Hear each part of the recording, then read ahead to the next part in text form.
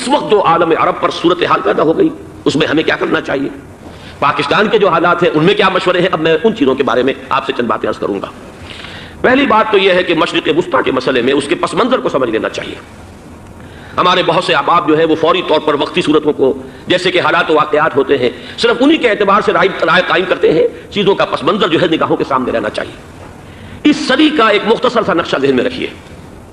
یہ 20ویں صدی کے آغاز کے وقت، جسے ہم پورا کہتے ہیں مڈل ایسٹ، بلکہ صرف مڈل ایسٹ نہیں، پورا شمالی افریقہ سلطنت عثمانیہ کا حصہ تھا، خلافت عثمانیہ۔ لیبیا، الجزائر، مصر، پورا حجاز، یمن، پورا عراق، شام، اور یہ شام ہی کے حصے ہیں در حقیقت، اردن اور لبنان، یہ سب یہ شام عرب، عراق عرب، یہ پورا علاقہ خلافت عثمانیہ یہ اس کا حصہ تھا۔ پہلی جنگ عظیم میں انگریزوں نے عربوں کو بغاوت پر آمادہ کیا، غداری پر آمادہ کیا، انہوں نے خلافت عثمانیہ کے خلاف بغاوت کی، بیج بوئے ان کے دلوں کے اندر نفرت کے، ابھارا انہیں کہ تم ترکوں کے غلام کیوں ہو، تمہیں خود حاکم ہونا چاہیے، تم کھڑے ہو جاؤ، ہم مدد کریں گے، تم بغاوت کرو، تم ان ترکوں کے خلاف ہماری مدد کرو، ہم تمہیں آزاد کر دیں گے، تم اپنے پاؤں پر خود کھڑے ہو جانا۔ یہ بہت ہی ہمارے لیے دردناک المیہ ہے اس پہلی جنگ عظیم کا۔ کرنل لارنس جیسا شخص، برطانوی استعمار، اور اس کے نتیجے میں عربوں نے بغاوت کی۔ اور اس قدر دردناک بات آپ کو بتا رہا ہوں، میں پہلی مرتبہ جب سن 62 میں حج کے لیے گیا مدینہ منورہ میں، ابھی وہ ریل کے انجن کھڑے ہوئے تھے۔ یہ ترکی کے زمانے میں، سلطنت عثمانیہ کے زمانے میں بغداد سے مدینے تک ریلوے لائن تھی۔ یہ پورا ایک عالم سلطنت عثمانیہ، صرف سلطنت نہیں، خلافت عثمانیہ، پوری ٹرینیں جو ہے ترکوں کی اڑائی گئی، ہزاروں ترکوں کو شہید کیا گیا، یہاں تک کہ صحن حرم میں شہید کیے گئے سینکڑوں ترک۔ یہ جرم تھوڑے نہیں ہے، معمولی نہیں۔ آج جس کی سزا مل رہی ہے، معلوم ہونا چاہیے کہ وہ جرائم کون کون سے تھے۔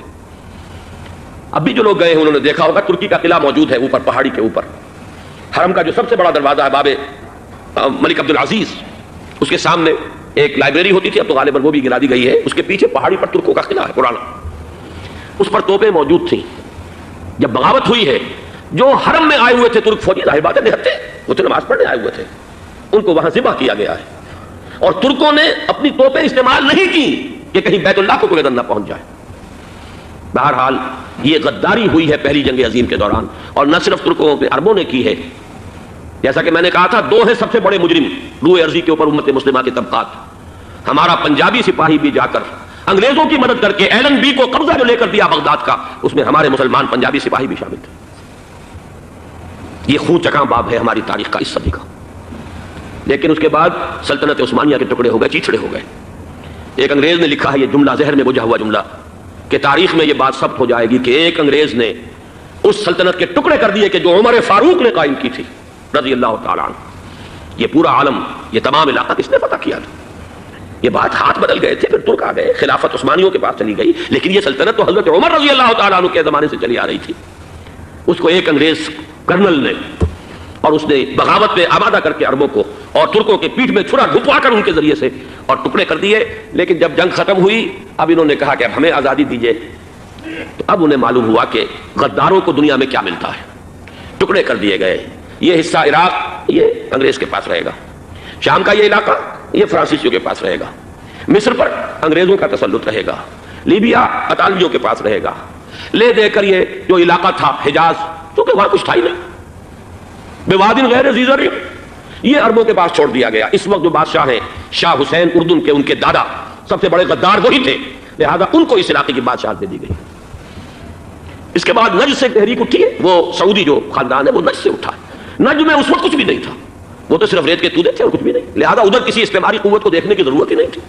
وہ تو بعد میں تیل برآمد ہوا، اس کی حیثیت ہو گئی، اور یہ امارات کا علاقہ جو ہے اس کی دنیا میں اب گویا کہ یوں سمجھیے کہ جو سب سے زیادہ اہم علاقے ہو سکتے ہیں روئے ارضی کے نقشے پر، ان میں سے ایک وہ ہو گیا۔ لیکن یہ اس وقت کی بات میں کر رہا ہوں، کوئی حیثیت نہیں تھی، لہذا اس کو چھوڑ دیا گیا۔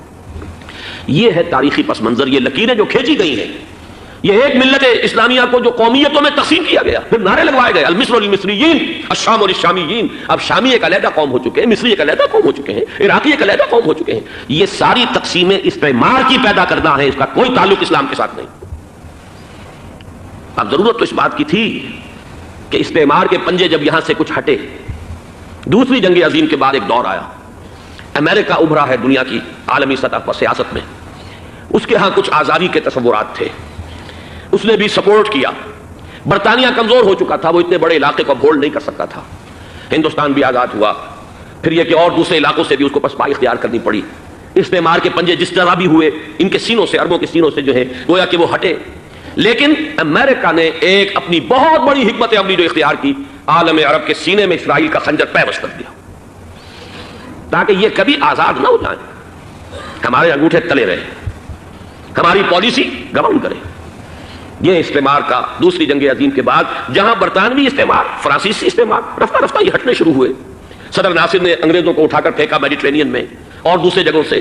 الجزائر نے آزادی حاصل کی فرانس سے، اطالویوں سے جو ہے لیبیا والوں نے آزادی حاصل کی. یہ ہو گیا، لیکن ایک خنجر پیوست کر دیا گیا اسرائیل کا سینہ عرب میں. اس صورتحال میں ظاہر بات ہے کہ ایک تو بڑی آئیڈیل پوزیشن تھی کہ پورا عالم اسلام متحد ہو، لیکن وہ تو بہت دور کا خواب معلوم ہوتا ہے.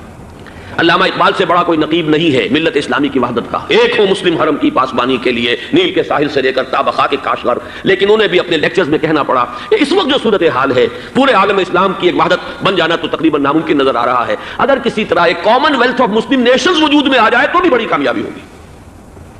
لیکن اس سے بھی پہلے یہ تو زیادہ آسان تھا کہ عالم عرب ایک وحدت کی شکل اختیار کر لے. یہ تو ایک قوم ہے، اکثر و بیشتر ایک نسل یا زیادہ دو نسلیں کہتی تھے. شمالی افریقہ میں بربر نسل بھی ہے، باقی تو سب عرب ہے. یہ پورا عالم ایک نسل، ایک زبان، پورے اتنے رقبے کے اوپر بولے جانے والی ایک زبان، یہ تو ایک ہو جائے. افسوس یہ ہے کہ اس کا ایک ہو جانا، ایک شخصیت ابھری تھی جو مذہبی مزاج کی شخصیت تھی، جو دینی مزاج کی حامل شخصیت تھی. اگر اس کی قیادت میں عالم